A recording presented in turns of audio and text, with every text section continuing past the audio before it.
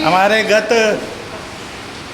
Session में जो हमारा वार्षिक कार्यक्रम हुआ था, कुछ पुस्तकें यहाँ से पब्लिश हुई थी।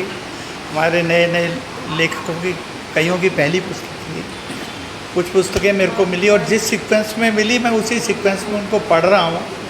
और उसके ऊपर जो मेरी प्रतिक्रिया थी एक पाठक की दृष्टि से, आप इसको आलोचना ना समझें, समालोचना समझें, एक पाठक की दृष्टि से। और मैं ऐसा मानता हूँ कि जो कविता आप लिखते हैं या एक पौधा आप उपजाते हैं घर में, जब आप बीज से लगाएंगे या कटिंग से लगाएंगे तो आप देखेंगे घर में आपके 1000 पौधे होते हैं, सबसे अच्छा वही लगता है जिसे आप ग्रो करते हैं।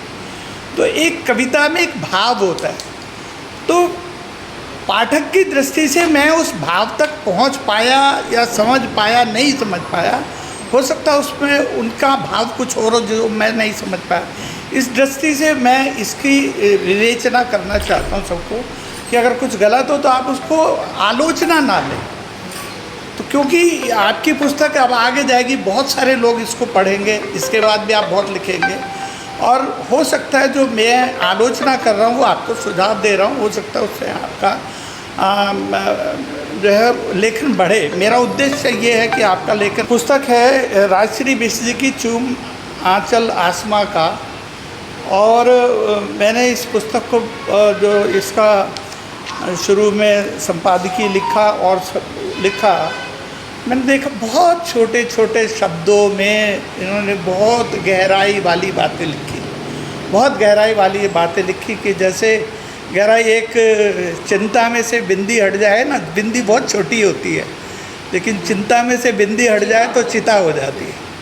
लेकिन इन्होंने बड़ा गहराई से लिखा, बहुत अच्छा लिखा और बहुत सारी जगह मिलान नहीं हुआ, वो मैंने इनको फ़ोन पे बताया कि आपको इन्हीं शब्दों में आगे पीछे करके आप इसको ठीक कर सकती थी, कुछ जगह था वो मैंने इनको बताया। लेकिन आपकी जो कविताएं इसमें से मेरे को बहुत अच्छी लगी।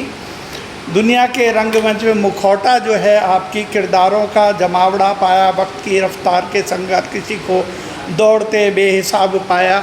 बहुत अच्छी किताबें बहुत है। कश्मकश है, कराहती दीवार, आपकी मासूमियत, पैगाम आपकी बहुत अच्छी लगी। उसके अलावा क्रोधित सूर्य, ये मेरे को बहुत पसंद आई कविताएं। और कुछ थोड़ा बहुत सुधार की आवश्यकता वो मैंने आपको सुझाव दिए हैं और मैं आशा करता हूं कि अगले वर्ष जो आपकी पुस्तक प्रकाशित होने वाली है उसमें इसमें जो आपने गलतियां कर दी हैं, रह गई हैं, उसको सुधार करके मैं आपसे एक बहुत अच्छी पुस्तक की अपेक्षा करता हूं। मैं इस पुस्तक को अपने दृष्टिकोण से मैं 10 में से 8.5 नंबर दूंगा। और उसके बाद नीलम जी की पुस्तक मैंने जो पढ़ी तो उसके बाद मैंने अपने जो भाव थे इनको उसी समय फ़ोन साथ साथ में फ़ोन करके बताता रहा कहाँ पर। और अतिवृष्टि है आपकी प्रतीक्षा जो होगी कि श्रृंगार किए बैठी हूँ, कब से देरी होगी मैं समझूंगी, भटक रहे हो पाषाणों में मेरी याद दिलाने को। और एक आपने अतिवृष्टि, बिटिया की शादी खुशियाँ फसलों सी डाली थी, ले गया बहा कर वह सपने जिसमें उम्मीदें सारी थी। तो बहुत अच्छी, बहुत आपकी, मैं आपको बताऊं कुल मिलाकर के एक संबंधों की तुरपाई होती है, उसमें मैंने पढ़ी, वो शब्द आपने इस्तेमाल किए। आपकी ये जो कविता है नारी, दोस्ती, उसके बाद चाबी, मैं व्यथित हृदय दुआ करता तुम सही सलामत रहो, दोनों हाथ फैला करके मेरे गले लग जाओ। तो इंतज़ार, मुस्कुराहट की वजह ढूंढना तू छोड़ दे, तोहफा दिया अनमोल रब ने मुस्कुराना सीख ले। तो आपके शब्द संचय बहुत बहुत अच्छे हैं। और मैं सही पूछो, मैंने इनको कितनी सारी कविताएं बोलूं, इसमें मेरे को कोई गलती मिली नहीं। और मैंने फिर इसको दोबारा से पढ़ के एक गलती ढूंढी, मैं इनको बोला हाँ कि ऐसा तो कोई हो नहीं सकता। स्वयं मैं भी गलती करता हूँ, ऐसा गलती नहीं है। तो ये गलती आएगी और ढूंढा, फिर मैंने एक गलती ढूंढ कर इनको बताया और इनका आधा नंबर काटते हुए मैं 9.5 नंबर दूंगा। इस पुस्तक को 9.5 नंबर मैं इसको देता हूँ। और ज़िंदगी अभी और ठहरो, ये मैं आपको बोलूँ कि ये मैंने इसका पूरी किताब अभी नहीं पढ़ी है। मैं इसके 50-55 तक मैं इसको पढ़ गया हूँ, तो कुछ उसमें थोड़ा सा व्यवधान रहा। लेकिन मैं आपको बोलूँ, जो शुरुआत आपने कविता की करी इसमें, और शुरुआत में आपने जो आपकी ये मैं काला पानी बोल रहा हूँ अंडमान की धरती से, बहुत पहला प्रश्न आपका बहुत गज़ब का लगा। लेकिन उसके बाद अगले प्रश्न में जाने के बाद मुझे लगा कि आप वो लय भूल गए। लय वहाँ पर मेरे को ऐसा महसूस हुआ कि लय वहाँ पर टूटी है। और कुछ मेरे को इसमें ऐसा भी लगा वो हम कि जैसे थोड़ा व्हाट्सएप ज्ञान इसमें थोड़ा ज़्यादा घुसाया आपने, वो या व्हाट्सएप से जो कुछ आता है आपके दिमाग के ऊपर उसने किया। एक थोड़ा सा अध्यात्म में बोलूँ, एक दुनिया में 3 तरह के व्यक्ति होते हैं। एक कामी होता है, एक क्रोधी होता है, एक लोभी होता है। ठीक है, सेक्सुअल दृष्टि से मत सोचिए आप इसको। तो जो कामी व्यक्ति होता है वो वर्तमान में जीता है, वो ना पीछे के देखता है ना आगे की सोचता है। और लोभी होता है वो आदमी भविष्य की देखता है कि आगे क्या होगा। और क्रोधी आदमी भूतकाल में जीता है। तो मैंने आपके मन में क्रोध देखा है, छुपा हुआ क्रोध है। कहीं एक टीस है छुपी हुई है अंदर उनका सब्जेक्ट है। हाँ, वो इतिहास आपका सब्जेक्ट है, मालूम है मेरे को। तो वो टीस है आपके मन में, ये क्रोध है। तो ये मैंने इसमें पाया इस पुस्तक में। लेकिन उसके बाद जब मैं गया, आपकी जो किताब है उसमें जो कविता में अंतिम पन्ना आपने लिखा, मैं बहुत अच्छा लिखा। अंतिम पन्ना, बोलते नयन आपके, और पूर्णता की चाह, उसके बाद ख्वाहिशों का शोर, अभी समय शेष है, और जीवन पर अधिकार तुम्हारा। ये कविता मेरे को बहुत अच्छी लगी, पूरा जीवन पर अधिकार तुम्हारा। लेकिन इसकी अंतिम 2 लाइनें, अपनी कहानी की रचयिता, ये मेरे को समझ नहीं आया आपने ये क्यों ऐड किया इसमें, मुझे समझ नहीं आया, मैं यहाँ तक नहीं पहुँच पाया। लेकिन और आपकी सिसकियाँ, टूटा हुआ दिल चुपचाप रोता है सिसकियों के रूप में, वह पीड़ा को कहता है कारण कहीं कोई अपना ही होता है। तो बहुत अच्छी लगी। और मैंने इसके 51 पेज तक पढ़े, अभी पूरा नहीं है। और मैं जब इसको पूरा पढ़ लूँगा, आपकी चाबी, अलौकिक प्रेम, और भी अच्छी पुस्तकें हैं। तो मैं अभी तक जो मैंने इसको पढ़ा, मैं आपको सिर्फ 1 नंबर काट के 9 नंबर देता हूँ। तो मेरे द्वारा जो कुछ कहा गया, इसे आप मेरा अनुरोध है कि आप आलोचना ना समझें, क्योंकि मैं बहुत शिक्षित आदमी नहीं हूँ, जो कुछ सीखा है आप लोगों के साथ सीखा है। तो आप इसको आलोचना ना समझें। नहीं, बहुत अच्छा बोला। हाँ। इससे लोग ना अपनी गलती समझ रहे हैं ना कि क्या गलत हो रहा है। हाँ। और अब उससे एक मुश्किल ये कि अगली बार जब आपके पास पहुँचेंगे मेरे सारी पहले देख लीजिए। हाँ, नहीं ऐसा नहीं है। मैं को बहुत विद्वान नहीं, और कविता मेरा विषय भी नहीं है। मैं एक बात बोलता हूँ, मैं कल आपका प्रोग्राम सुना, मैंने पूरा सुना, उसमें मैंने कमेंट्स भी किए। और मेरी ये शिकायत है आप लोगों से कि आप जो भी हम यूट्यूब पे ये डाल रहे हैं, हम आपस में अपनी कह रहे, अरे उस पर कुछ कमेंट लाइक किया कीजिए ना। हम नहीं करेंगे तो कौन करेगा? आप कमेंट नहीं कर रहे, कमेंट करिए, उसके ऊपर लाइक करिए उसको, इसी से बढ़ेगा उसको।